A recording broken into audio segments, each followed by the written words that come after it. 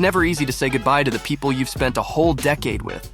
The entire Harry Potter cast and crew can vote for that. This is our second home, basically.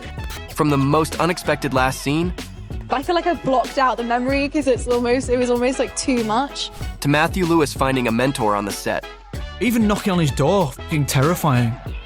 and to Alan Rickman feeling relieved on his final day. It was very cathartic. Let's see how it felt for the cast to end the Harry Potter series. Do you know which sequence they filmed the last? If you think that it was the epilogue, you're so wrong.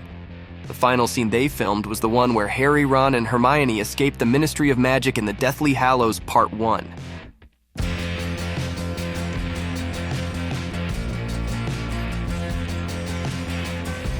We all remember how they jumped into the Flu network. But here's what it looked like on the set. Did a day's work and then it sort of all ended. It was very strange the last day.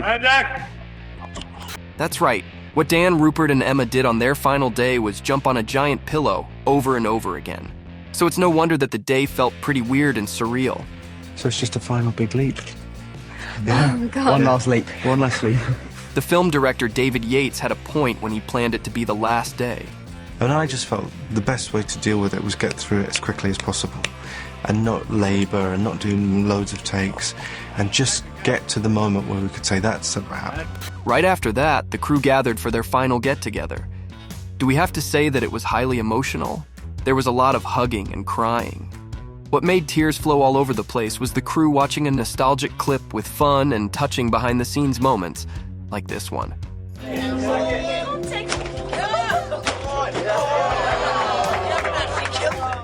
That's when the main trio realized that they shared some of the brightest times, growing up together.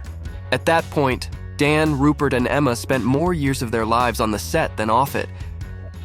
Can't really imagine life without this yet. Because as literally I've been filming longer than I haven't been filming. So it's no wonder that they became a family with each other and everyone else in the crew. And it was hard to say goodbye. It didn't quite feel real, and it was a bit traumatic. Most of all, Watson was sad about not being able to play her character again. I feel like there are so few roles out there that have smart women in them, smart girls, and I feel very privileged to have played Hermione, definitely. For Emma's co-star and friend, it was also hard to accept the fact that the series was ending. What do you think you're going to miss the most? I don't know, just everyone really, the people, this place at least, and maybe just being Ron as well. Rupert added that over the years, he and his character sort of blended into one person. Dan also couldn't imagine what he would do without Harry Potter. Because I don't know what my day-to-day life consists of without you, all of you. Although he had his challenges during filming, Radcliffe learned to appreciate his time on the set. I've loved every minute in it, and thank you all very, very much. So touching. All of the main trio actors could agree on one more thing. We were the chosen ones, yeah. Yeah, we were. She's totally right about it. They were very lucky to have landed their roles. And not only the main trio, the entire cast of the Harry Potter series were happy to be on the set. Here's what Tom said about it all coming to an end. This is our second home, basically. It's going to be sad to say goodbye to this place, for one. But surprisingly, his final day as Draco was pretty anticlimactic. Felton said he expected a big emotional breakdown, but it all ended faster than he thought.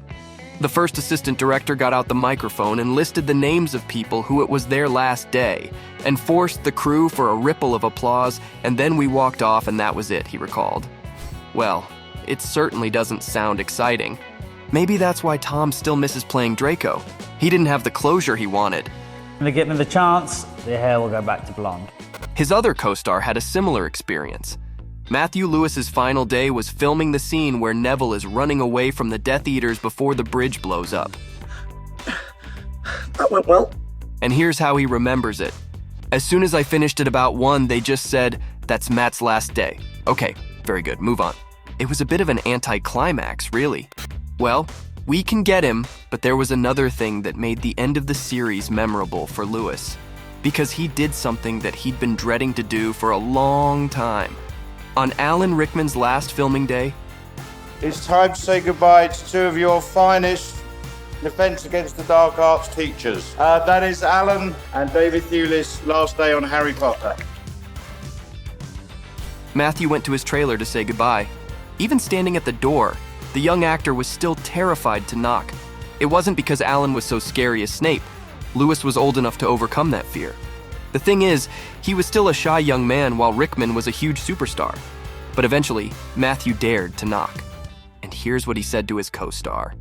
I just want to say thank you for allowing me to work with you for 10 years and not ever shouting at me or treating any of us anything less than your equal.